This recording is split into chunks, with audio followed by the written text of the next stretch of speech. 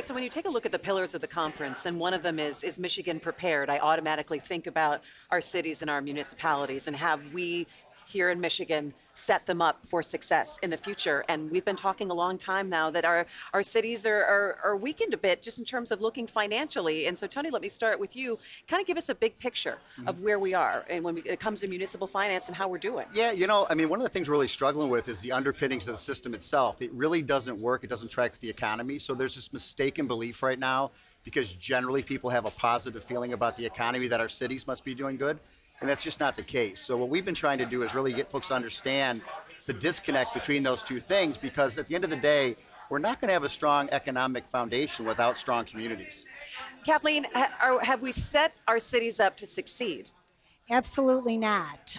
One of the things that we need for success is for local governments to be able to deliver the services that are essential for economic development and prosperity in our state.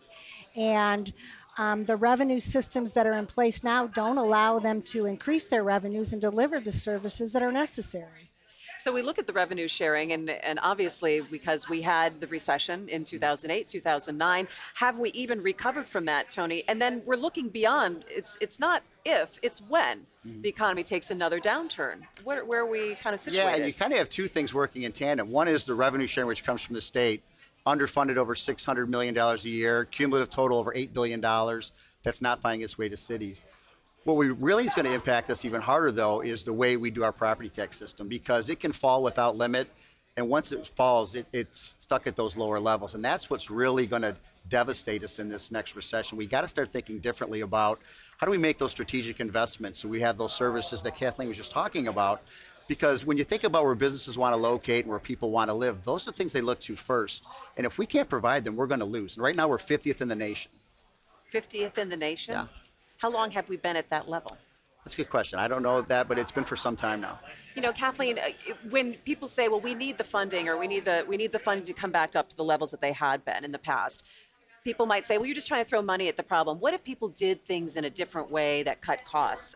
Is it just putting money back into the cities, or do they need to be able to do things a different way? Do people who are running cities and municipalities, do they need to have some kind of different financial training to be able to look at different ways to run cities?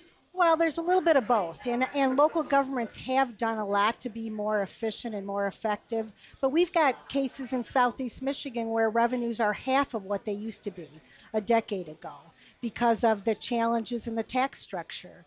And any business entity isn't going to be able to operate with half the resources. So are we any closer, Tony, to be able to, like, codifying into law some best practices here in Michigan that would change some things? Are you finding any kind of appetite with the legislature to make the changes that are necessary? Well, I think we're starting to have some of those conversations, which is a start, but it is a very complicated, politically charged issue. A lot of people view it as a tax increase, but I think what we got to reframe this issue into making investments. No business would survive. Kathleen really touched on this a second ago. No business would survive if the only way they tried to make their business work is let's cut costs, cut costs, cut costs. You have to invest in the revenue generating capacity of that business. Otherwise, you go do something else.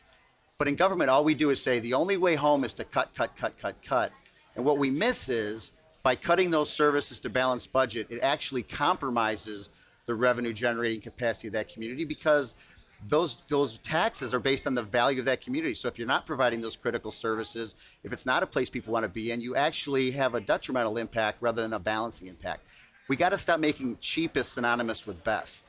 So, but it's interesting, though, do you find that people have the appetite to say, well, we want to be able to make this investment, or if it's no one wants to pay more. They already figure they're paying so much already out there, and then well, if I'm going to pay for something, I want to fix my roads.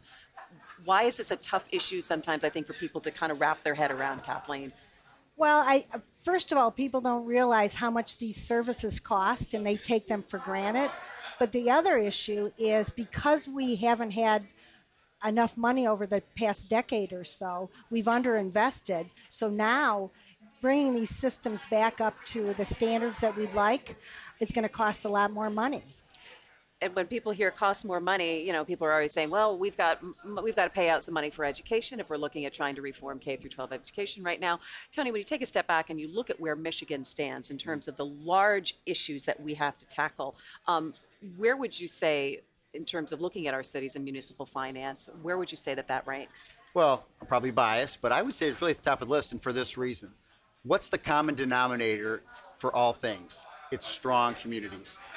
You're not going to have strong school systems in a community that's struggling. You're not going to have strong business environment in a community that's struggling. So you need to look at, if you made those strong, if you made those investments, if you, rather than, let's not make it about raising tax, let's say if you prioritize where you want to spend money, I think you get more bang for the buck by investing locally, making the economy stronger overall. The state's finance system is actually set up to benefit by a strong business environment. The cities isn't. The cities is only built to be stronger if we have new developments and things like that that property taxes can benefit off of. So if we could drive it that way, the state would be the residual beneficiary anyway. So all ships would rise in that scenario, which includes the schools, because those revenues would be there for that as well. Kathleen, so what are some of the conversations that you're having up here on Mackinac Island with business leaders and politicians? Well, we're spending a lot of time talking about investing in infrastructure, and we're trying to illustrate the fact that Michigan invests less than other places. And so when people talk about the condition of roads, it's because we pay less. And so we're trying to demonstrate how other states are raising revenues for their infrastructure systems and trying to develop an appetite for that here. We also want to invest in public transit. We think that's important for our region. So there's a number of issues where we think if we invested, the state would be better off and be more prosperous because businesses would want to come here, and the talent that we keep talking about not having enough talent and enough people to fill jobs, that this would be a more attractive place for people to come and live. Tony, how you balance that all in a politically charged climate right now? We have a governor's race that's happening. We're going to have someone new in the office. How does the governor then set the tone about what we do invest in and what's going to be important to invest in? Well, again, I think regardless of which party ultimately holds that seat, it's the same issue. If you want to have a strong Michigan, strong economic Michigan, a strong, vibrant place, you've got to make these strategic investments. And we're always challenged, run government like a business. No business would not make strategic investments in their long-term future, but that's exactly what we're doing to local government. We continue to sort of starve it down to nothing. And it's all going to come home to roost, as you talked about. It's not a question of if, it's a question of when we're going to have another recession. If we haven't made some of these strategic fixes, we're going to have a lot of problems in the not too distant future.